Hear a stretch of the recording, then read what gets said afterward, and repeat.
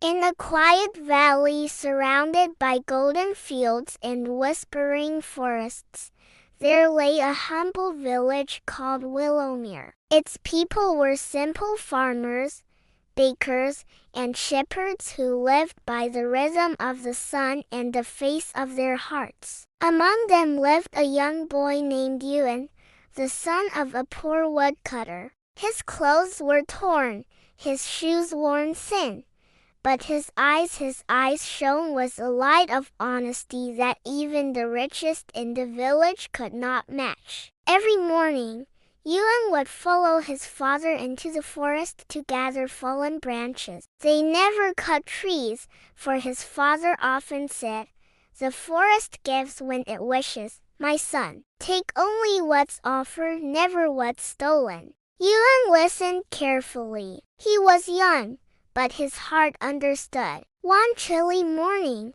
as the fog rolled through the valley, Ewan wandered deeper into the woods. There, half buried under a blanket of leaves, he saw something glimmer. He brushed away the dirt and gasped. It was a small pouch filled with golden coins, stamped with the royal seal of the kingdom. His hands trembled. He had never seen so much gold. For a moment, his mind wandered. If I take it home, Mother won't go hungry. Father won't have to work so hard.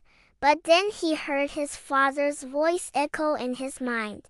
What is found through lies is lost through shame.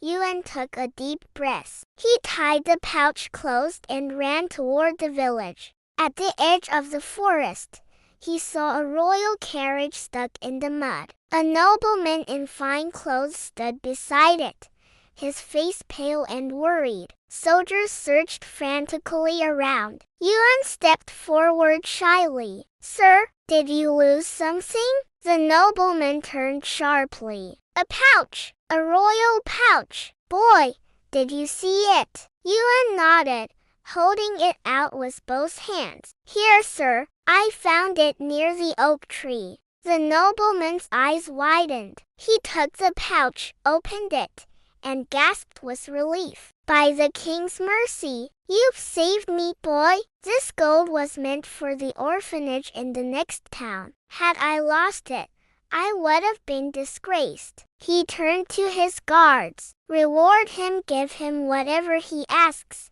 Ewan shook his head quickly. "I ask for nothing, sir. It wasn't mine."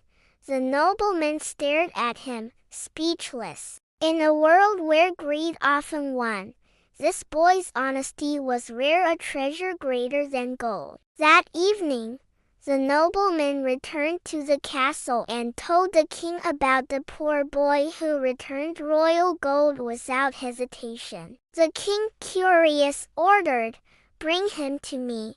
The next day, a royal messenger arrived in Willowmere. Villagers gathered as the boy and his father were escorted to the grand palace. The marble floors gleamed, and tall banners waved in the wind. Ewan bowed low before the king. The king smiled kindly. "I've heard of your honesty, young one. Tell me, why did you not keep the gold when no one would have known?" Ewan lifted his head. "Because, your majesty, even if no one sees the wrong we do, our heart does, and it never forgets."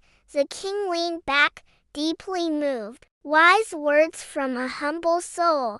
He turned to his court. "Let this boy's truth be rewarded not with gold, but with opportunity."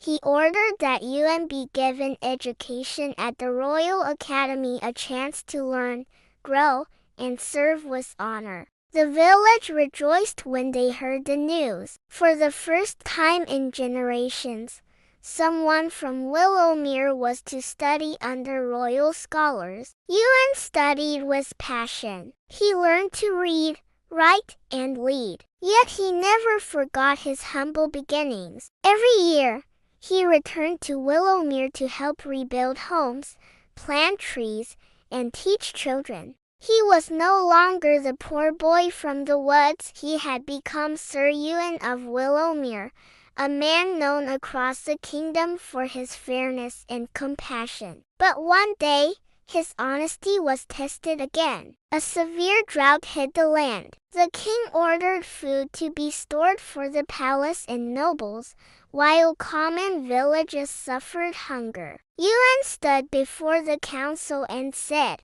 "If the crown eats while the people starve, the kingdom itself will rot." The truth may anger you, but it is still the truth. Some ministers demanded punishment, but the king, remembering the boy who once returned the royal gold, listened in silence. After a long pause, he said, "You are right, Sir Ewan. A ruler's strength lies not in wealth, but in justice." He opened the royal granaries and ordered the food to be distributed among the starving. That year, Willowmere survived, and so did the honor of the crown. Years later, when Ewan grew old, he would sit by the same oak tree where he had found the gold so many years ago. The village children would gather around, and he would tell them, "Honesty is like the morning sun. Even when clouds hide it, it always returns to shine again."